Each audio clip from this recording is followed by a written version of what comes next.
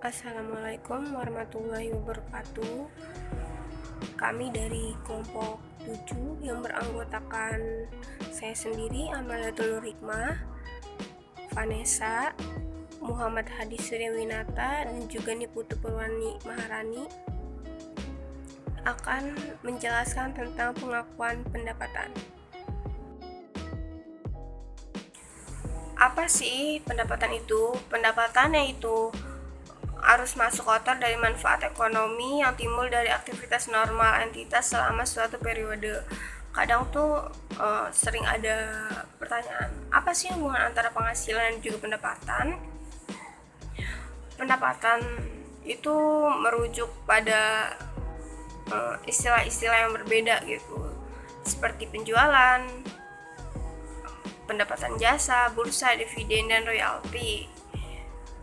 Penghasilan dari pendapatan tuh kayak gitu. Sedangkan kalau misalnya dalam penghasilan itu merupakan kenaikan manfaat ekonomi selama suatu periode akuntansi dalam bentuk pemasukan atau penambahan aset atau penurunan liabilitas yang mengakibatkan kenaikan ekuitas yang tidak berasal dari kontribusi penanam saham atau penanam modal. Penghasilan sendiri terdiri dari pendapatan dan juga keuntungan. Para akuntan berkeyakinan bahwa pendapatan adalah hasil dari kegiatan yang produktif dan oleh karena itu diperolehlah atau direalisasikan secara kontinu. Ada 3 kriteria yang harus dipenuhi atau dimiliki oleh sesuatu agar dapat diukur sebagai pendapatan. Yang pertama itu sudah diperoleh, yang kedua dapat diukur, dan yang ketiga itu collectible. Nah, pendapatan itu harus diakui pada saat yang paling awal dari ketiga syarat tadi. Untuk pendapatan yang berasal dari aktivitas pengadaan barang, saat yang paling awal itu sering disebut dengan saat terjadinya penjualan atau penyerahan barang. Dengan demikian, pengakuan pendapatan pada saat terjadi transaksi penjualan atau penyerahan barang yang mendekati prinsip-prinsip dari accrual basis accounting. Pengukuran dan pengakuan pendapatan. Pendapatan itu diukur dengan nilai wajar imbalan yang diterima atau dapat diterima. Nilai wajar adalah harga yang akan diterima untuk menjual suatu aset atau harga yang akan dibayar untuk mengalihkan suatu liabilitas dalam transaksi teratur antara pelaku pasar pada tanggal pengukuran. Nilai pendapatan biasanya dapat ditentukan dengan mudah dari kontrak atau kesepakatan di antara pembeli dan juga pengguna aset.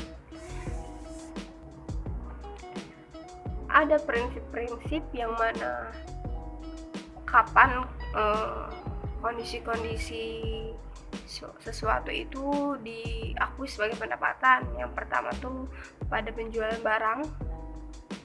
Umumnya pendapatan diakui pada saat penjualan, yaitu saat penyerahan barang. Yang kedua, pendapatan jasa. Umumnya pendapatan diakui pada saat penyerahan jasa yang akan atau yang dapat ditagihkan. Yang ketiga, pendapatan yang berasal dari penggunaan aset, misalnya pendapatan bunga, sewa, pada saat penyerahan jasa dapat ditagihkan, royalti, umumnya dapat diakui pada saat berlalunya waktu atau pada saat digunakan. Lalu yang keempat, pendapatan berasal dari penjualan aset selain persediaan. Umumnya pendapatan atau keuntungan dari pelepasan aset diukur pada saat penjualan atau pertukaran. Pengakuan pendapatan selain di waktu penyerahan barang atau jasa. Walaupun pada umumnya pendapatan itu dapat diakui pada saat penyerahan barang atau jasa, namun mungkin saja pendapatan tersebut diakui pada waktu lain, yaitu pada saat sebelum penyerahan barang atau jasa maupun pada saat penyerahan. Beberapa contoh pengakuan pendapatan pada saat penyerahan yaitu pengakuan pendapatan sebelum penyerahan barang atau jasa umum terjadi pada kontrak gedung. Sedangkan pengakuan pendapatan pada saat jasa atau barang selesai itu sebelum diserahkan pada pembeli. Banyak terjadi pengakuan pendapatan dari penjualan produk hasil pertanian. Dalam hal ini, pendapatan sudah dapat diakui sebelum barang tersebut sampai ke tangan pembeli karena kriteria pengakuan pendapatan sudah dipenuhi. Pengakuan pendapatan setelah penyerahan barang atau jasa misalnya terjadi pada saat penyerahan barang tersebut memerlukan proses pemasangan atau instalasi di tempat pembeli. Pada case tersebut itu pengakuan pendapatan belum dapat dilakukan pada saat barang diantar ke tempat pembeli karena masih terdapat kewajiban yang dilakukan oleh penjual untuk melakukan pemasangan atau instalasi. Semuanya tersebut berhubungan dengan suatu kontrak yang mana terdapat dua metode akuntansi yang dapat digunakan untuk kontrak jangka panjang, yang itu pertama ada metode kontrak selesai dan yang kedua ada metode presentase penyelesaian kontrak. Pengukuran yang mengakibatkan kontrak itu nggak mudah dilakuin, bahkan dalam kolektabilitas pendapatan tidak diragukan dan diperoleh melalui aktivitas produktif. Jumlah yang diperoleh dari biaya yang berhubungan dengan proses perolehan itu bisa jadi belum dapat ditentukan. Jumlah pendapatan dan biaya yang harus diakui selama aktivitas produksi berlangsung itu berhubungan dengan penyelesaian kontrak dan juga serta tuh biaya sama upaya atau aktivitas yang diperlukan untuk menyelesaikan kontrak tersebut. Pada metode kontrak selesai, seluruh laba atau keuntungan atas kontrak diakui dalam buku atau dalam suatu periode akuntansi penyelesaian kontrak. Meskipun hanya sebagian kecil pekerjaan dilakukan berkaitan dengan proses pemerolehan pendapatan dalam periode terkait. Periode akuntansi sebelum kontrak diselesaikan seakan-akan tidak dihargai, bahkan dipenalti dengan biaya-biaya administrasi, distribusi, dan juga overhead yang berhubungan dengan kontrak tetapi tidak diakui sebagai bagian dari nilai perolehan persediaan. Metode kontrak selesai menunda pengakuan laba kotor atas kontrak jangka panjang hingga seluruh pekerjaan atau kontrak diselesaikan. Lalu pada metode presentase penyelesaian kontrak, pada metode presentasi ini pengakuan pendapatan atas kontrak jangka panjang itu dikaitkan dengan aktivitas perusahaan di dalam melaksanakan pekerjaannya. Metode presentase ini memungkinkan pengakuan laba kotor atas kontrak jangka panjang dalam masa pelaksanaan pekerjaan berlangsung. Sebagai konsekuensinya, estimasi biaya dan pekerjaan yang diperlukan untuk menyelesaikan kontrak mutlak diperlukan untuk dapat menentukan jumlah laba atau keuntungan yang harus diakui dalam setiap periode sebelum penyelesaian kontrak. Selanjutnya itu ada pengakuan penjualan barang. Menurut PSAK 23 2010 tentang pendapatan, entitas itu mengakui pendapatan dari penjualan barang ketika semua kondisi berikut ini terpenuhi. Yang pertama itu entitas telah memindahkan resiko dan manfaat kepemilikan barang secara signifikan kepada pembeli. Yang kedua itu, entitas tidak lagi melanjutkan pengelolaan yang terkait dengan kepemilikan barang tersebut atau sudah tidak lagi memiliki kendali atau kontrol yang efektif atas barang yang dijual. Selanjutnya ada jenis-jenis transaksi penjualan yang memiliki perbedaan saat pengakuan pendapatan barang. Di sini saya akan menjelaskan 3 saja. Yang pertama yaitu penjualan bill and hold. Yang dimaksud dengan penjualan bill and hold adalah penjualan barang dengan penundaan pengiriman barang. Penundaan pengiriman barang ini memang diminta oleh pembeli tanpa memengaruhi waktu penagihan dan kesepakatan harga. Yang kedua itu ada penjualan barang dengan instalasi. Penjualan barang dengan instalasi ini adalah penjualan barang yang ketika barang diantar ke tempat pembeli, barang tersebut masih memerlukan proses pemasangan atau instalasi terlebih dahulu, sebelum akhirnya barang tersebut dapat digunakan oleh pembeli. Misalnya, penjualan barang-barang seperti peralatan teknologi. Selanjutnya itu ada penjualan dengan pembayaran di muka. Pembayaran yang diterima di muka sebelum barang diserahkan tidak dapat diakui sebagai pendapatan. Penerimaan kas diakui sebagai peningkatan liabilitas. Yang keempat itu ada penjualan dengan retur.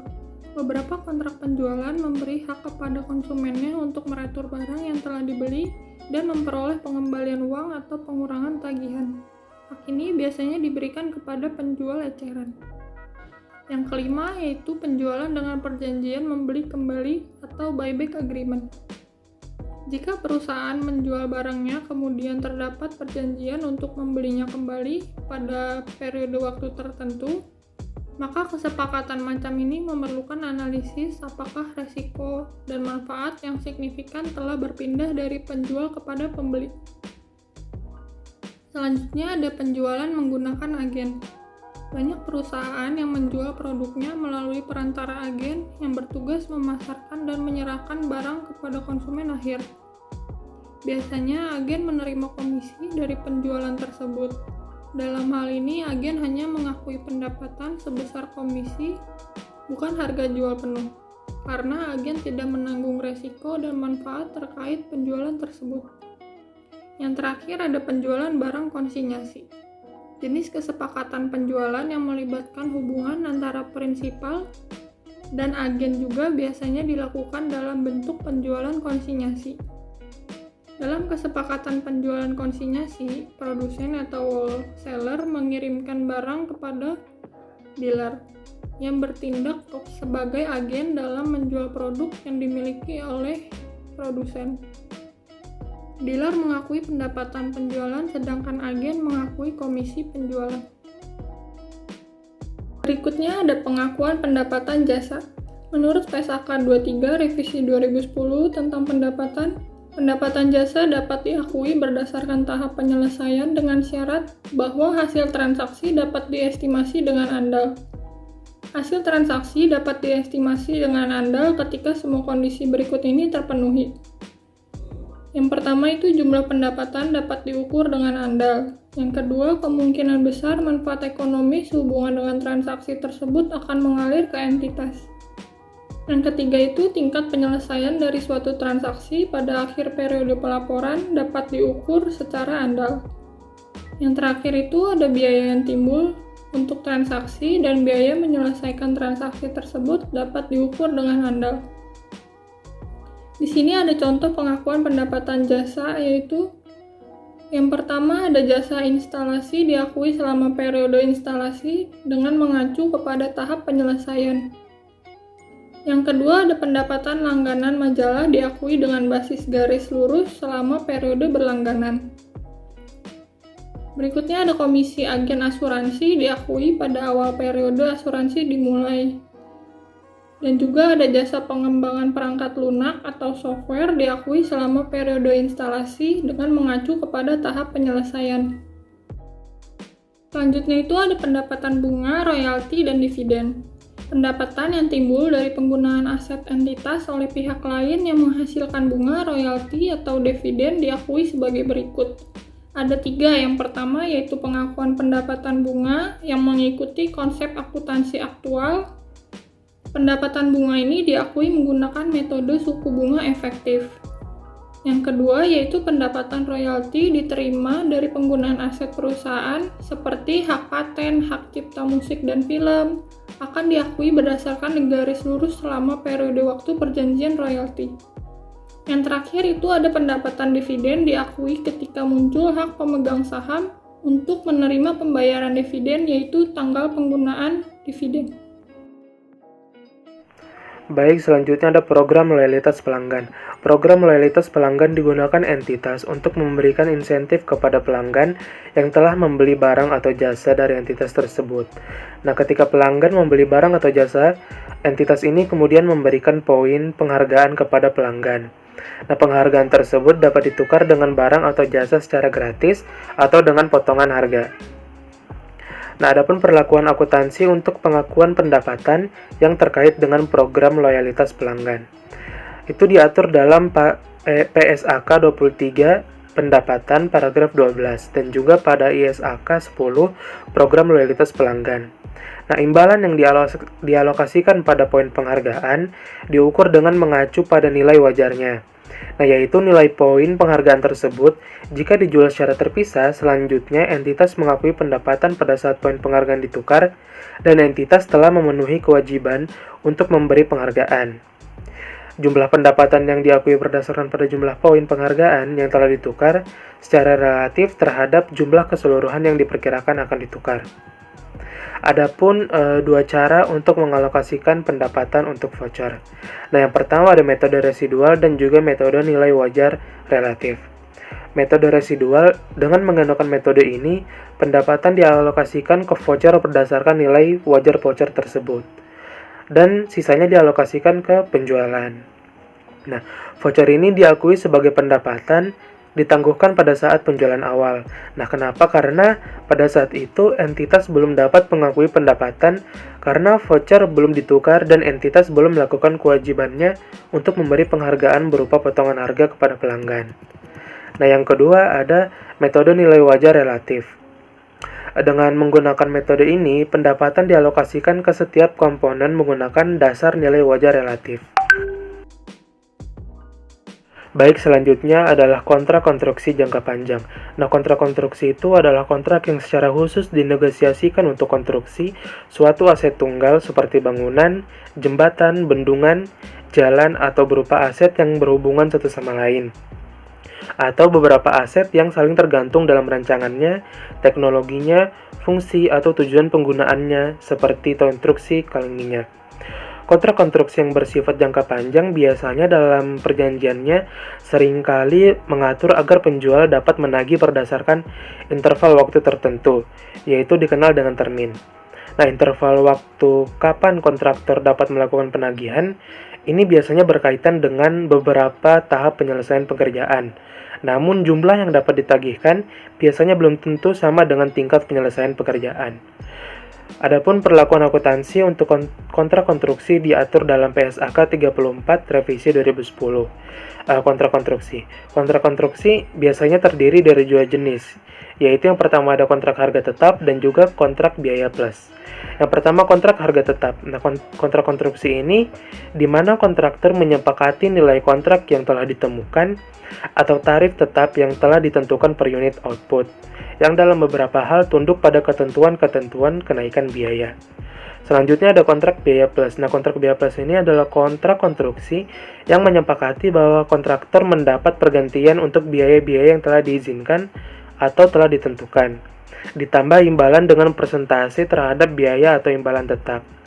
Nah, pendapatan kontrak terdiri dari jumlah pendapatan yang disetujui dalam kontrak dan juga termasuk penyimpangan dalam pekerjaan kontrak, klaim atau insentif.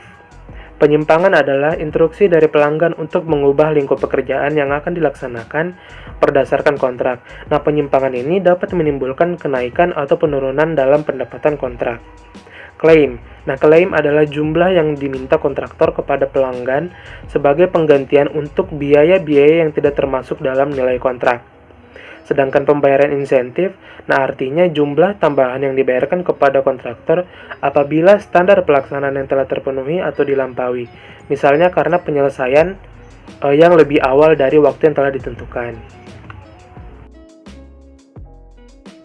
Selanjutnya, pengakuan pendapatan dan beban kontrak.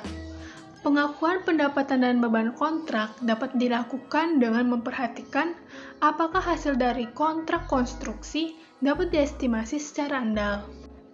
Berdasarkan hal tersebut, pengakuan pendapatan dan beban kontrak dapat dibedakan menjadi dua metode. Yang pertama ada metode persentase penyelesaian atau percentage of completion method. Jadi perusahaan mengakui pendapatan, beban, dan laba setiap periodenya berdasarkan tahap penyelesaian kontrak, yaitu berdasarkan persentase penyelesaian. Dengan demikian, pendapatan, beban, dan laba yang dilaporkan dapat didistribusikan menurut penyelesaian pekerjaan secara proporsional. Metode ini memberikan informasi yang berguna mengenai cakupan aktivitas, kontrak, dan kinerja selama satu periode. Lalu perusahaan akan mengakumulasi biaya konstruksi ditambah dengan laba yang diperoleh sampai akhir periode dalam suatu akun, yaitu pekerjaan dalam proses atau construction in process, dan mengakumulasi penagihan termin dalam akun kontra, yaitu termin atau progress billing. Jadi perusahaan mengakui pendapatan, beban, dan laba setiap periodenya berdasarkan tahap penyelesaian kontrak, yaitu berdasarkan persentase penyelesaian. Dengan demikian, pendapatan, beban, dan laba yang dilaporkan. Yang kedua adalah metode biaya terpulihkan atau cost recovery method. Di mana metode ini pendapatan hanya diakui sebesar biaya yang telah terjadi sepanjang biaya tersebut diperkirakan dapat terpulihkan. Ketika semua biaya telah diakui, maka laba baru dapat diakui. Perusahaan mengakumulasi biaya konstruksi dalam suatu akun, yaitu pekerjaan dalam proses atau construction in process, dan mengakumulasi penagih termin dalam akun kontra, yaitu termin atau progress billing. Nah, perusahaan menggunakan metode ini hanya ketika perusahaan tidak dapat memenuhi kondisi yang disyaratkan untuk menggunakan metode persentase penyelesaian. Selanjutnya, pengukuran tingkat penyelesaian kontrak. Terdapat beberapa metode pengukuran terhadap proses pemerolehan pendapatan atau earning process yang digunakan dalam praktik ini, yang secara garis besar dapat dikelompokkan ke dalam dua kategori. Pertama, metode pengukuran berbasis input atau input measures. Jadi metode pengukuran input ini dikaitkan dengan biaya, pengorbanan, atau upaya yang dilakukan untuk menyelesaikan pekerjaan atau kontrak dan biasanya didasarkan pada suatu asumsi atau formula yang berhubungan antara setiap satuan input dengan produktivitasnya. Yang kedua, metode pengukuran berbasis output. Pengukuran berbasis output dilakukan dalam bentuk hasil yang dicapai, misalnya jumlah unit produk, panjang atau kilometer jalan yang dibangun, dan nilai tambah atau value added. Contohnya, apabila kontrak menghendaki satuan output sebagai dasar pengukur seperti panjang jalan atau kilometer, maka tingkat penyelesaian akan diukur berdasarkan rasio atau persentasi panjang jalan yang sudah diselesaikan terhadap total atau keseluruhan panjang jalan yang harus dikerjakan sesuai dengan ketentuan dalam kontrak.